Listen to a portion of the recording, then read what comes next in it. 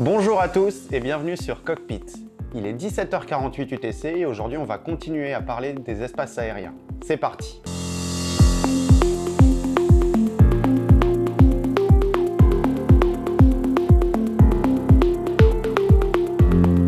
Encore une fois, avant de débuter, je te conseille deux de mes vidéos. La première concerne la radio et la deuxième concerne les classes d'espace aérien et les services qui peuvent être rendus aux aéronefs. Je te les affiche ici et je te conseille d'aller les voir avant de regarder cette vidéo pour une meilleure compréhension. Si c'est déjà fait, alors c'est parti. Alors l'espace aérien global, il va être divisé verticalement mais aussi horizontalement en ce que pour le moment on va qualifier de sous-espaces. Et chacun de ces sous-espaces possède ses propres spécificités et ses propres fonctions. On va commencer par du global, on va aller se rapprocher un petit peu plus en détail et on va commencer avec ce qui se passe au plus haut pour venir après au plus proche du sol. La première grande division qu'on peut faire dans l'espace aérien, c'est tout ce qui va se passer au-dessus du niveau de vol 195 et tout ce qui va se passer en deçà du niveau de vol 195. La zone au-dessus du flight level 195 est appelée UIR, et la zone en dessous du niveau de vol 195 est appelée FIR. L'UIR, il est divisé en deux. On a tout ce qui va du niveau de vol 195 au niveau de vol 660, et là nous sommes en classe Charlie. Quand nous sommes au-dessus du niveau de vol 660, nous sommes alors en classe Golf. Pour rappel, l'UIR est interdit au vol à vue. En effet, les vols VFR ne peuvent pas excéder le niveau de vol 195. Nous avons ensuite le FIR, ou plutôt les FIR. En effet, ces régions d'information de vol sont au nombre de 5 en France. On a Paris, Brest, Bordeaux, Reims, Marseille. Dans une FIR, tu vas pouvoir bénéficier du service d'information et du service d'alerte. Mais comme on l'a déjà vu ensemble, un espace aérien ne peut pas être trop grand géographiquement parlant. Pour deux raisons. La première, c'est que la propagation des ondes radio n'est pas infinie. Et la deuxième, c'est qu'avec le volume d'aéronefs qui circulent, eh bien, si la zone est trop grande, ça peut vite devenir chaotique. C'est pourquoi les FIR sont subdivisés en sous-régions qu'on appelle les SIV, comme secteurs d'information de vol. Sur une carte aéronautique, un SIV, ça donne ça. Si on reprend tous les FIR et tous les SIV, on constate alors qu'elles couvrent l'ensemble du territoire. Et comme elles délivrent le service d'information et d'alerte, on en déduit donc qu'un aéronef, où qu'il soit, peut bénéficier de ces deux services. Généralement, quand nous sommes sur une fréquence SIV ou une fréquence FIR, nous sommes en zone Golf, donc en espace aérien non contrôlé. Alors tu vas me dire que je suis en contradiction avec ma précédente vidéo dans laquelle je te disais qu'en classe Fox et en classe Golf, on n'avait pas d'information de vol. Eh bien, ça c'est vrai pour la théorie.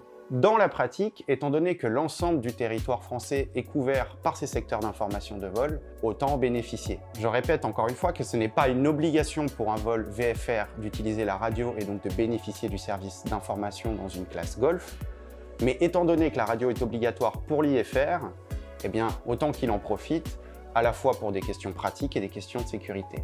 C'est ce qu'on appelle le VFR informé.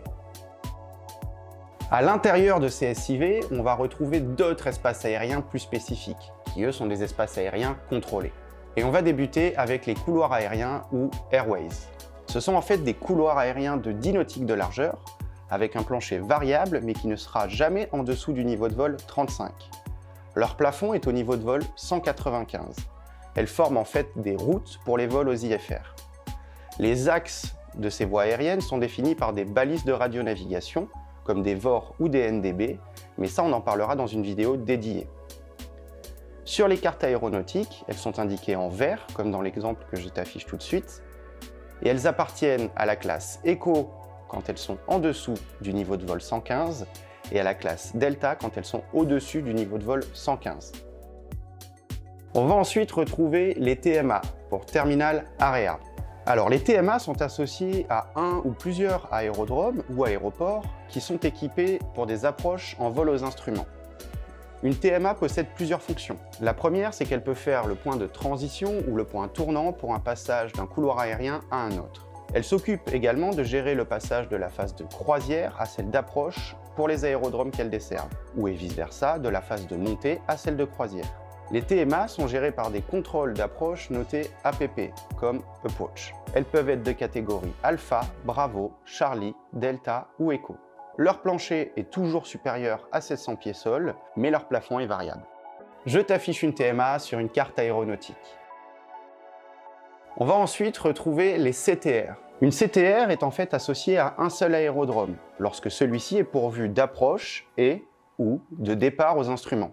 On la retrouve en général au-dessous des TMA. Leur rôle, c'est de gérer les décollages et atterrissages sur leur plateforme. Les CTR sont gérés par des contrôles d'aérodrome notés TWR, comme Tour ou Tower. Les CTR sont des espaces aériens de classe Delta. Leur plancher, c'est la surface, ou le niveau du sol, et leur plafond maximal est à 3000 pieds QNH. Je t'affiche à quoi ressemble une CTR sur une carte aéronautique, et on voit bien qu'elle est en dessous d'une TMA, et que là où s'arrête la CTR, débute la TMA. TMA et CTR sont forcément associés à des plateformes équipées pour le vol aux instruments. Si une plateforme n'est pas équipée pour le vol IFR, il y a deux solutions.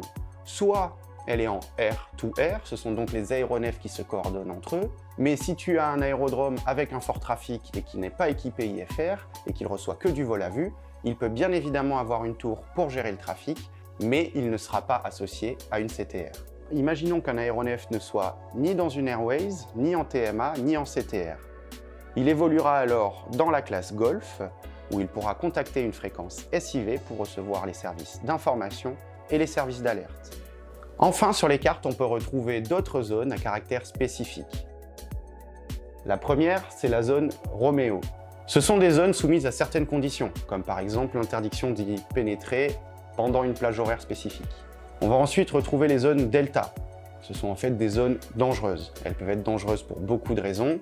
Ça peut être par exemple un champ de tir d'essai militaire et un pilote aguerri évitera de les survoler. On peut retrouver également les fameuses zones PAPA qui sont les zones Prohibited, donc interdites de survol. Là, tout est dans le nom, c'est interdit de survol à basse hauteur pour l'aviation civile. Et si tu le fais, tu auras certainement 1 ou 2 rafales qui vont t'escorter. On a ensuite les zones TSA qui sont des zones interdites au vol VFR pendant leur période d'activité et elles sont soumises à des réglementations particulières. On va également retrouver les zones TRA qui sont des zones à caractère spécifique pendant un moment donné. Alors elles ne sont pas interdites de survol ou on peut les traverser, mais il nous faudra obtenir une clearance. Elles sont souvent octroyées à un usage spécifique pendant une période donnée. On va retrouver également les ZIT qui sont des zones interdites temporairement, donc là tout est dans le nom. Nous aurons également les RMZ pour Radio Mandatory Zone, donc là c'est usage de la radio obligatoire. Et nous aurons aussi les TMZ pour Transpondeur Mandatory Zone, donc là l'usage du transpondeur est obligatoire. Voilà, c'est tout pour aujourd'hui. Ça fait encore une vidéo avec beaucoup d'informations, mais normalement, si tu arrives à retenir tout ça, tu verras que tu auras beaucoup plus de compréhension de l'espace aérien et surtout beaucoup plus de compréhension des cartes aéronautiques. C'est en effet un support en 2D sur lequel il faut imaginer un espace en volume. Je te dis à très bientôt pour une prochaine vidéo et puis d'ici là, porte-toi bien.